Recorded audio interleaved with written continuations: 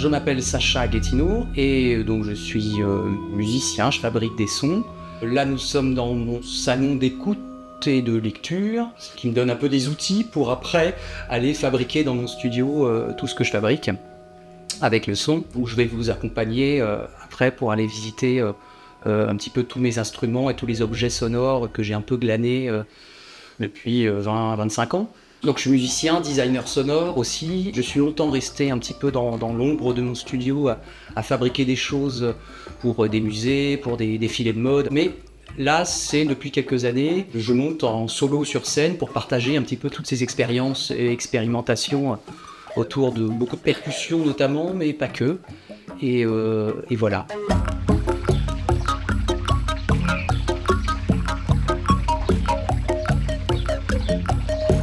Alors, je vous présente un petit peu voilà, comment ça fonctionne ici. Donc c'est un espace que j'ai fait faire vraiment spécialement pour le son. Du coup, je me suis fait un petit mur pour séparer un peu un espace de composition, ordinateur, bureau, écoute d'un côté. De l'autre côté, par ici, c'est plutôt l'espace où je viens, selon les projets, mettre en place un ensemble d'instruments. Donc là, en ce moment, c'est la combinatoire à combine. Donc c'est vraiment l'espace de jeu dédié à ça, mais ça m'arrive de tout pousser, puis de faire complètement, de sortir 2 énormes tambours, et puis d'avoir d'autres projets ou d'autres choses.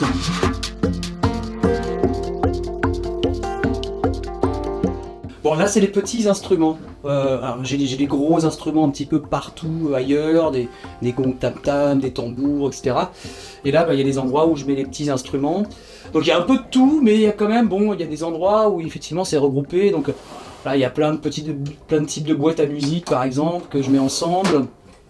Il y a au moins 2 étages de gabardes divers et variés, parce qu'il y a plein de traditions de gabardes quand même, avec des matériaux différents. Il y a des gabardes de luthier, il y a des gabardes accordées, ça c'est intéressant parce qu'effectivement, dès que je travaille sur des morceaux et que j'ai besoin vraiment d'une note précise, ça me permet d'être en accord. Voilà, il y a des guimbardes un petit peu spéciales. Bon, par exemple, voilà, comme celle-là, je vous fais entendre parce qu'elle a une sorte de contrepoids qui lui fait, c'est une sorte de vibrato un petit peu étrange. Et ça sonne comme ça.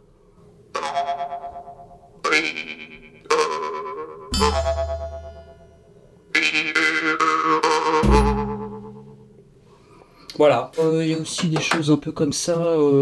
Ouais, ça c'est des... C'est utilisé au Vietnam notamment, les enfants ils s'amusent, ils chantent avec. Donc il y a juste comme une note en fait.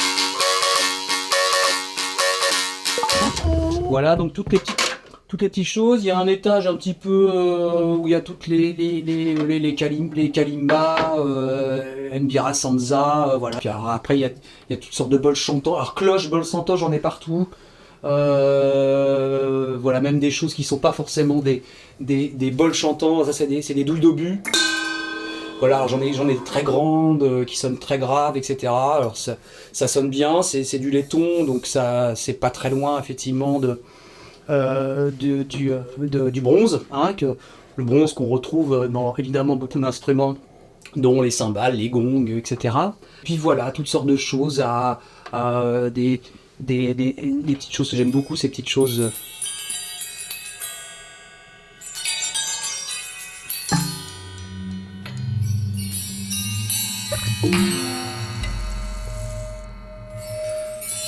Ça c'est pour les effets magiques. Il y a toujours des effets magiques, c'est important les effets magiques quand même dans la musique. Hein. Donc voilà. Il y a beaucoup de choses qui ne sont pas des instruments de musique, mais parce que j'essaye au quotidien, je dirais, d'ausculter un petit peu les sons et les objets qui m'entourent. Il y a des moments où, ça c'était à mon grand-père qui était antiquaire, voilà, et donc ça sonne très très très joliment. Voilà, il y a la coupelle, donc c'est l'Inocier, ça date des années 30.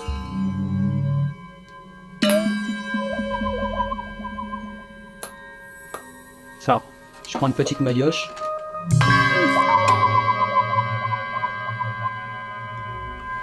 Voilà, et puis alors, si je rajoute quelque chose dedans,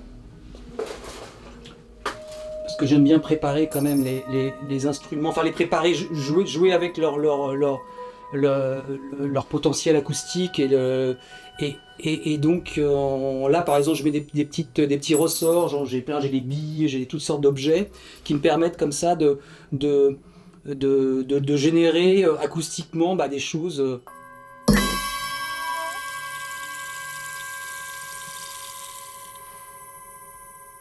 Et puis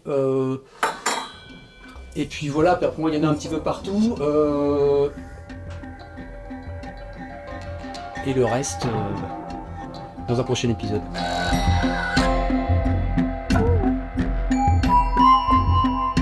Donc de tous ces instruments voilà, un peu collectés au fil du temps, j'ai eu envie de les partager sur scène à un moment donné. Et je fais de la percussion, ça prend...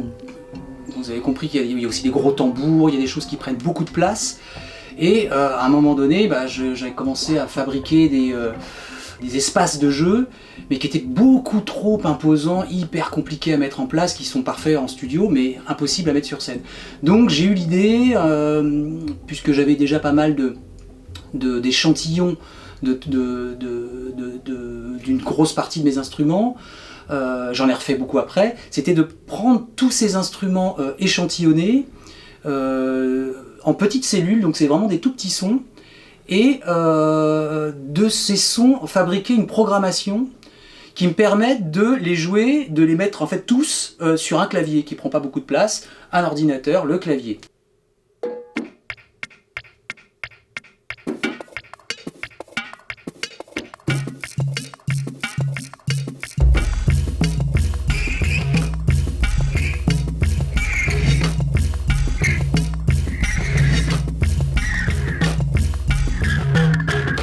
Donc le départ, c'était effectivement de comment mettre tout mon orchestre en fait sur un clavier. Alors évidemment, c'est à la fois impossible et en même temps c'est pas jouable de la même manière, mais ça fabrique autre chose. Et donc c'est ça qui était intéressant, c'est que toutes ces cellules, je les ai organisées, je les ai équilibrées une par une. Donc il y en a là en ce moment, il y en a près de 400 quand même cellules. Donc il y a quelque chose qui se joue, qui est de l'ordre d'autre chose évidemment que si je pouvais emmener tous les instruments. Et donc ça c'est le départ du projet, de fabriquer effectivement cette programmation, et avec toutes sortes de contrôleurs qui me permettent de jouer avec ces sons. Et très vite ça s'est un petit peu entouré de modules et d'instruments satellites, je dirais, parce que ça m'embêtait de monter sur scène juste avec un clavier. Voilà, moi c'était pas mon truc, j'avais besoin d'être dans le physique, donc il y a quand même une partie des instruments que j'ai fini par amener sur scène, et donc je vous montre un petit peu à quoi ça ressemble.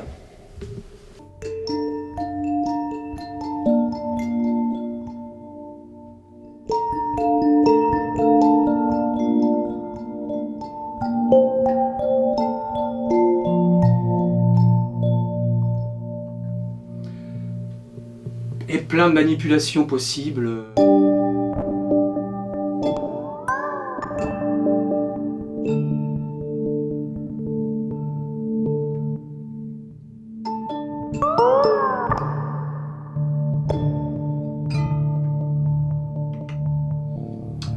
Voilà, alors, j'avais besoin quand même de quelque chose d'un peu ample, ça, voilà. Et le Mbira, c'est un peu mon piano.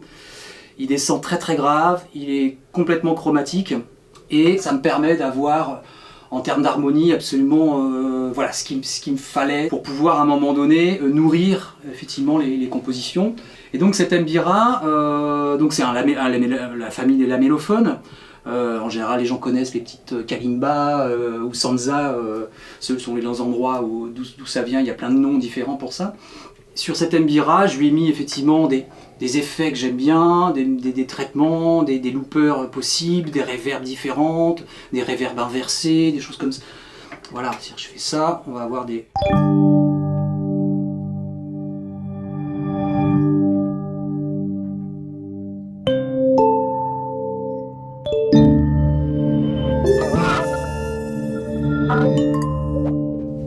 Voilà, et très vite, les choses se conjuguent, discutent ensemble. En tout cas, je les fais discuter.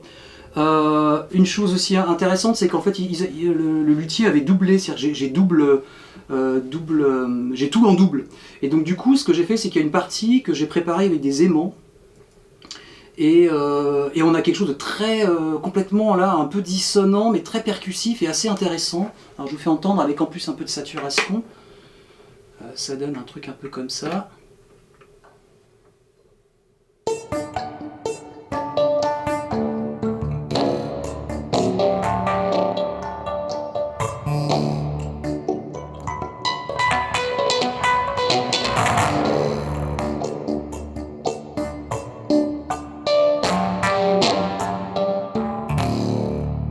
Donc là, il y a une espèce de vibration un peu... Voilà, ça c'est un petit peu le deuxième module. On peut passer au troisième module. Alors c'est un peu la seule exception, je dirais, électronique. Même s'ils appellent ça, c'est ça s'appelle un E-frame. C'est des Japonais qui ont inventé ça. Ils appellent ça plutôt électro-organique. Voilà, donc c'est à la fois ça génère du son électronique, mais en même temps, il y a un toucher de la peau et surtout des micros qui permettent de capter aussi le son entre guillemets naturel, je dirais, et acoustique. Et là, effectivement, le fait de le mettre à plat, ça m'a permis de trouver ce qu'il fallait pour le mettre à plat en tout cas, et de l'inclure. Ça me permet de le jouer des fois avec des baguettes, des fois avec les mains. Et puis surtout, le fait d'être plat, ça me permet de poser des choses dessus. Par conduction vibratoire, en fait, on a le son à la fois de l'instrument qui est dessus, et en même temps qui génère le son électronique. Voilà, en faisant bouger la peau, etc., avec la tension, etc. Donc c'est assez intéressant. Alors des fois, je mets des kalimbas. Alors, si je crois que le 6, je crois qu'il passe pas trop mal là-dessus.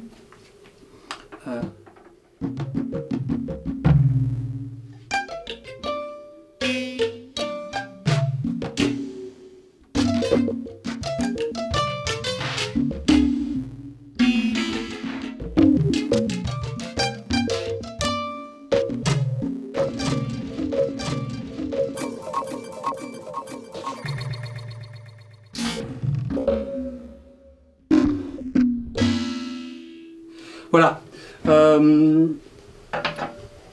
Donc Épice Tambour, c'est plein de choses quoi. Donc il peut. Alors des fois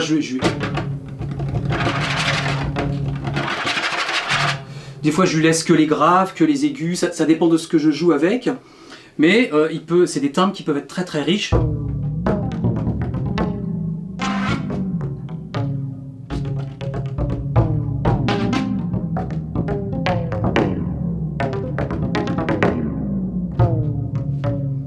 Et je change de programme.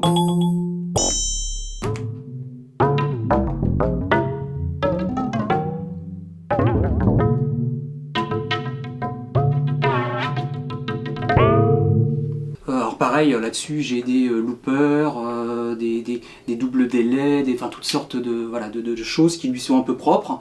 Chacun a ses petits, je dirais, ses petits outils de traitement un peu particuliers. Et on passe à la dernière partie. Sur cette caisse de résonance, en fait, qui est extrêmement légère, j'ai mis 2 micro-contacts bien placés, des bons micro-contacts qui sonnent bien. C'est les Suisses qui font ça. Et effectivement, tout ce que je pose dessus qui fonctionne par conduction, donc comme les boîtes à musique, d'un seul coup, non seulement on l'entend, mais en plus ça me permet de le travailler, de faire des boucles, de faire des effets, etc. Chose qu'on ne pourrait pas si j'avais des micros au-dessus, parce qu'il y aurait des larcènes. Enfin, c'est des trucs un peu techniques, mais au final, à un moment donné, il y a des choses qu'on peut faire en studio qu'on ne peut pas faire sur scène. Et moi, l'idée, c'était de réussir à faire des choses que je fais en studio, mais de les amener sur scène quand même. Voilà. Je vais vous montrer comment ça fonctionne. Voilà. Voilà. Et puis alors là, par exemple, on va faire un tout petit bout et on va faire comme ça.